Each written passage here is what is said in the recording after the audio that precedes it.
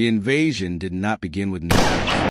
It began with silence. At first light, American farmers walked into their fields expecting another normal day. Instead, they found devastation. Corn stalks snapped clean in half. Fresh soil torn open in deep, violent scars. Acres of crops destroyed in a single night, as if something massive had moved through while the world slept. At first, many blamed storms. Others suspected faulty equipment. But the truth was written clearly in the mud. Footprints wider than a man's boot. Hoof marks pressed deep into the ground. These were not deer, not cattle. These were wild boars, and they were enormous. Reports spread rapidly across rural America.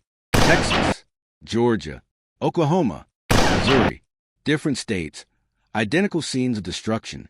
Entire herds of invasive wild boars were invading farmland under cover of darkness.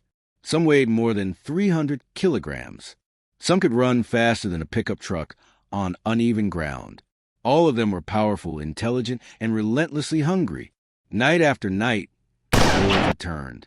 They tested fences. They learned weak points. They tore through barriers meant to stop livestock.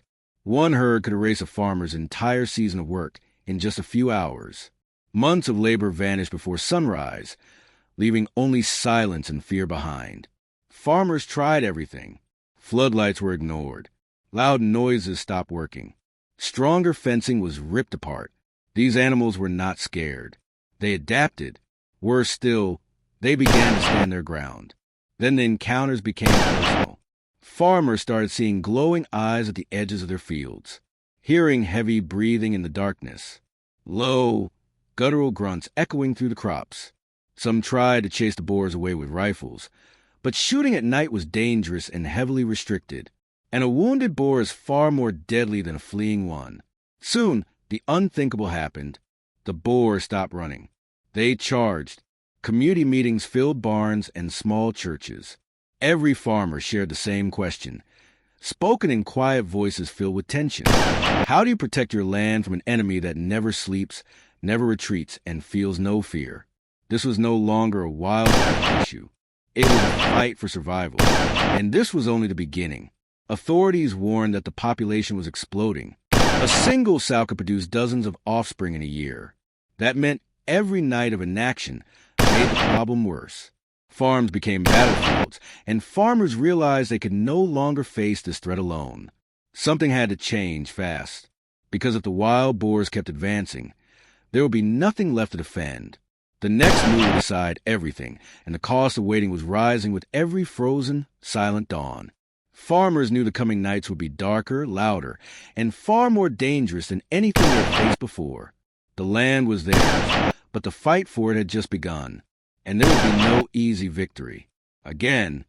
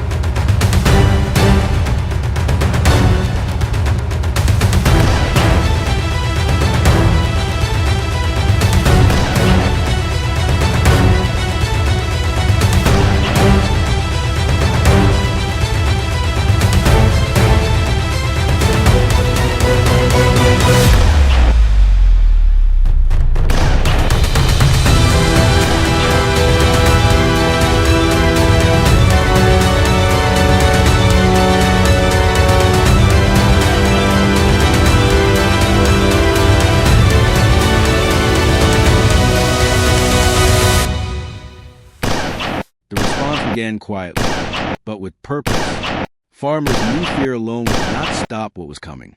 As losses mounted, they started documenting every attack. Trail cameras were installed. Night vision footage revealed the truth in brutal clarity.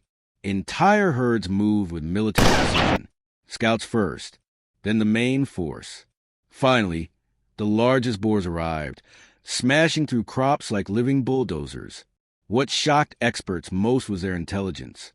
These animals learned patterns quickly. They memorized patrol routes. They returned at the exact moments humans left. Some herds even split into groups, attacking multiple fields at once. overwhelming any single response. This was not chaos. It was strategy. State wildlife officials were forced to act. Emergency meetings were held. Population estimates revealed a nightmare scenario. Millions of wild boars roaming across American farmland, breeding faster than they could be eliminated. Traditional hunting seasons were no longer enough. Traps failed. Poison was illegal. Relocation only spread the problem further. Then came the hard decision. Special response teams were authorized. Experienced hunters with night optics, thermal scopes, and aerial support were brought in. Their mission was not sport. It was control. Every operation had to be precise. One mistake could scatter the herd, making future captures nearly impossible. Worse, a cornered boar could kill a man. The first coordinated operation took place under a moonless sky. Helicopter blades cut through the darkness as ground teams moved into position. Thermal screens lit up with glowing shapes. Dozens of heat signatures clustered together. Massive bodies. Thick hides. No hesitation. When the first shots rang out, the land erupted. Boars scattered in all directions. Some charged straight toward the sound, fearless and enraged. Hunters held their ground, steadying their aim as shadows exploded into motion. Every second mattered. By dawn, the field was silent again. Several boars were down, but the victory fell hollow. Tracks showed many had escaped, and those survivors would learn. They always did. Farmers watched the aftermath with mixed emotions. Relief, yes, but also dread, because for every boar removed, others remained. Hidden, watching, waiting. Experts warned the truth no one wanted to hear. There was no single solution, no final battle. This was a long war of attrition, fought night after night, season after season. A war where exhaustion favored the invader. As winter tightened its grip and food grew scarce, the boars became bolder. They pushed closer to homes, closer to livestock, closer to people. And everyone knew what that meant. The next phase would be more dangerous than anything before, because the boars were adapting faster than expected, and the line between hunter and hunted was beginning to blur. The land held its breath, knowing the next confrontation would decide who truly controlled the fields.